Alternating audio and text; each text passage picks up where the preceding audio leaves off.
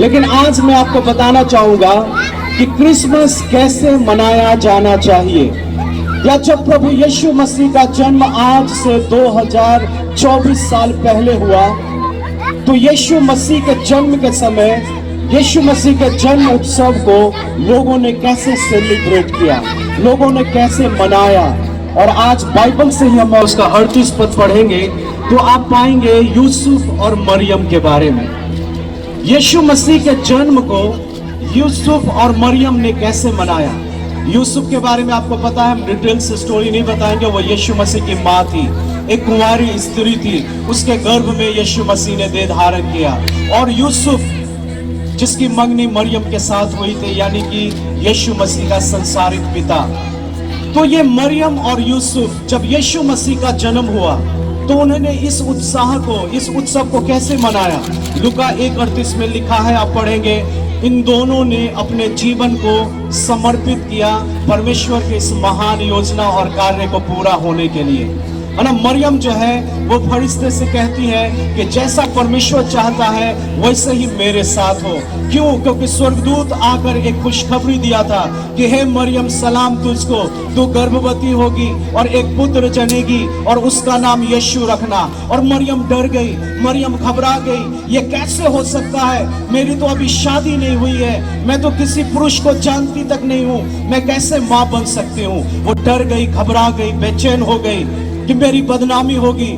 यूसुफ को भी जब मालूम चला कि मरियम शादी से पहले प्रेग्नेंट है, वो भी डर गया। वो सोचने लगा अब तो बदनामी हो जाएगी, मरियम को अगर मैं अपने घर में ले आऊंगा लोग क्या कहेंगे कि शादी से पहले तुम्हारी बीवी प्रेग्नेंट हो गई। वो चरित्रहीन महिला रही होगी, या पता नहीं किस पुरुष के साथ संपर्क उसका रहा होगा, और पता नहीं किस तरह से वो पाप की होगी जिसका फल उसके गर्भ में पल रहा है। तो मरियम और यूसुफ डर गए, मरियम और यूसुफ घबरा गए।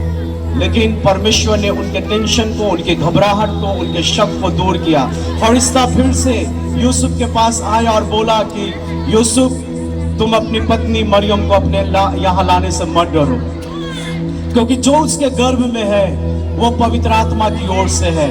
वो बालक पैदा होगा और देखो उसका नाम यीशु रखना, और वो अपने लोगों को पापों से मुक्त करेगा, वो अपने लोगों को पापों से उद्धार करेगा। और इस तरह से हम देखते हैं मेरे भाइयों और बहनों, इस कंफ्यूजन में, इस डर में और इस भय के माहौल में भी मरियम अपने आप को परमेश्वर के हाथों में समर्पित कर दी। वो बोली जैसा परमेश्वर चाहता है वैसा मैं करने के लिए तैयार हूँ। और मरियम ने अपने जीवन को परमेश्वर के हाथ में समर्पित किया।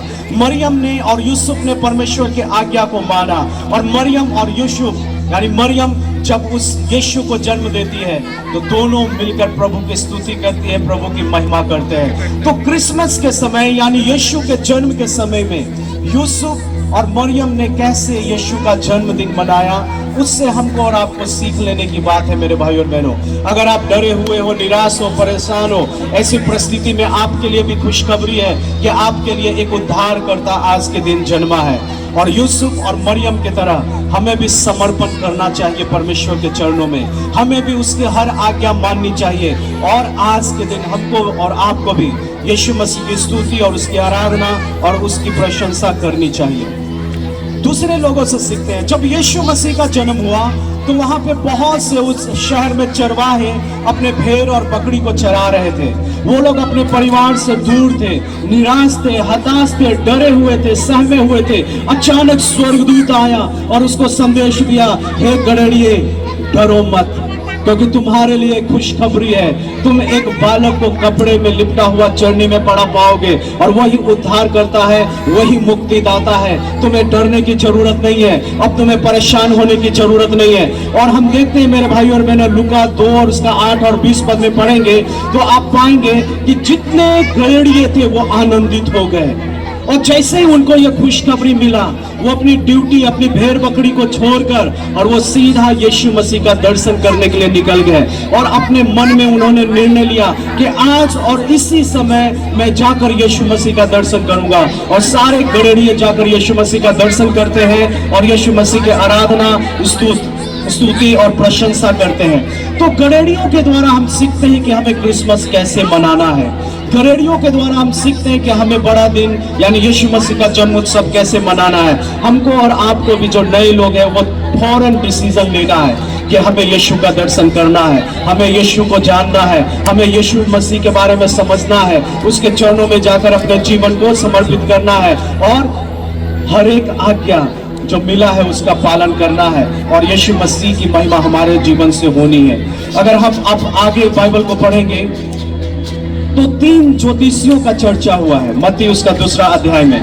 इन लोगों ने यीशु मसीह का जन्मदिन कैसे मनाया? ये लोग तारे का पीछा करते करते उसका अध्ययन करते करते और तारा ने भी अगुवाई की, मदद की और जहां यीशु मसीह का जन्म हुआ था वहां तारा आकर ठहर गया और ज्योतिषी भी जाकर के वहां यीशु मसीह का दर्शन किया और दर्शन करने के बाद अपना अपना थैला खोल के सोना, मूल और लोबान यीशु मसीह को और गंधरस भेंट चढ़ाया। तो क्रिसमस के दिन हम और आप भी एक दूसरे को क्या दे सकते हैं? यीशु मसीह को क्या दे सकते हैं? यीशु मसीह को किस तरह का हम और आप भेंट चढ़ा सकते हैं? तो ये भेंट देने लेने का भी क्या है?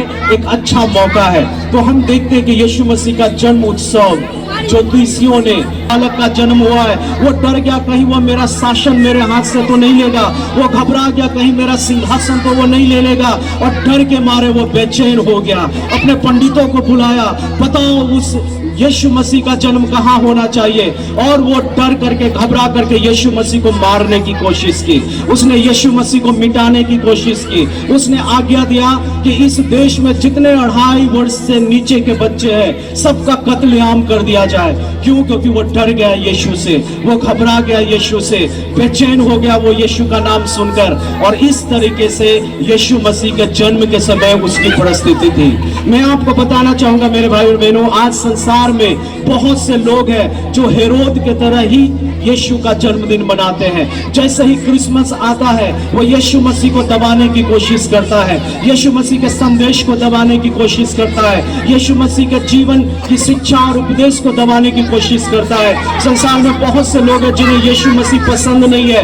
वो चाहते हैं कि क्रिसमस खत्म कर दिया जाए भारत से, या क्रिसमस का सेलिब्रेशन खत्म कर दिया जाए। यानी कि हेरोद वाला प्रवृत्ति उनके हृदय में पाया जाता है। वो हेरोद बन जाते हैं, ख्रिस्ट विरोधी बन जाते हैं और क्रिसमस यानी यीशु का जन्म उत्सव को दबाने की या यीशु मसीह को दबाने की वो क्या करते हैं? कोशिश करते हैं। लेकिन आज आपको सोचना है कि आपको कैसे यीशु मसीह का जन्मदिन यानी बड़ा दिन आपको कैसे मनाना है मेरे भाई और बहनों। हम एक और घटना आपको बताएंगे। जैसे ही यीशु मसीह का जन्म हुआ, स्वर्गदूतों ने एक दूसरे को संदेश दिया, विशेषकर गड़ेड़ियों को या दूसरों को संदेश दिया, और संदेश के बाद स्वर्गदूतों का दल आ जाता है और वो लोग मिलकर के परमेश्वर की स्तुति करता है। तो आज मौका है यीशु मसीह के जन्म के अवसर पे कि हम भी एक दूसरे को स्वर्गदूत की तरह संदेश दें और मिलकर यीशु मसीह की महिमा के गीत को क्या करें? गाए। एक और व्यक्ति है, जैसे ही उसके गोद में यीशु मसीह गया, उसने यीशु मसीह को देखा और यीशु मसीह के वास्तविक रूप को वो पहचाना और वो कहता है कि आज मेरी आंखों ने उद्धार को क्या कर लिया है? देख लिया है ना। सिमोन की बात हम कर रहे हैं, है ना। वो यीशु मसीह के वास्तविक रूप को देखा कि यीशु मसीह उद्धार है, यीशु मसीह उद्धार करता है, यीशु मसीह ही जीवन देने वाला है। और वो बहुत सालों से इंतजार कर रहा था मसीहा के आने का, और जैसे ही उसने यीशु मसीह को गोद में लिया वो पहचान गया कि यही मसीहा है जो उद्धार है, जो मुक्ति है, जो नजात है और मेरे लिए इस दुनिया में आया है। तो आज आपके लिए मौका है, बहुत से लोगों के लिए जो यीशु मसीह को नहीं जानते हैं, उसके वास्तविक रूप को नहीं जानते हैं, उनकी वास्तविक कहानी को नहीं जानते हैं कि वो दुनिया में क्यों आए। तो आज आपके लिए मौका है कि सिमोन की तरह आप सही पहचाने यीशु मसीह को, सही तरह से जाने यीशु मसीह को और यीशु मसीह को अपना उद्धार, मुक्ति और नजात अपना स्वीकार करें। और अंत में हम आपको एक और बात बताना चाहेंगे। यीशु मसीह का जन्म गौशाले में हुआ, न कि राजभवन बड़े स्थान में। यीशु मसीह गौशाला में आया, जिसका मतलब है कि वो अपने आप को दीन किया, अपने आप को नम्र किया और गौशाले में आ गया। आज हमको और आपको अपने हृदय को गौशाला बनाना चाहिए, ताकि आज बड़े दिन के अवसर पे हमारे और आपके हृदय में यीशु मसीह का जन्म होने पाए। हालेलुया। अब ये सारे लोग मिलकर हमें बता रहे हैं कि यीशु का जन्म उत्सव कैसे मनाना चाहिए। मरियम कह रही है समर्पण के साथ, ज्योतिषी कह रहा है उपहार लेन देन के द्वारा, गरेड़िए बता रहा है फौरन डिसीजन लेकर यीशु के चरणों में जाना है, राजा हेरोद बता रहा है डर जाना है, घबरा जाना है, और सिमोन है ना याजक वो कहता है कि हमें यीशु की सही पहचान होनी है, और पहचान होने के बाद हम सही तरीके से क्रिसमस को मनाएं, यीशु मसीह का जन्म उत्सव मनाएं।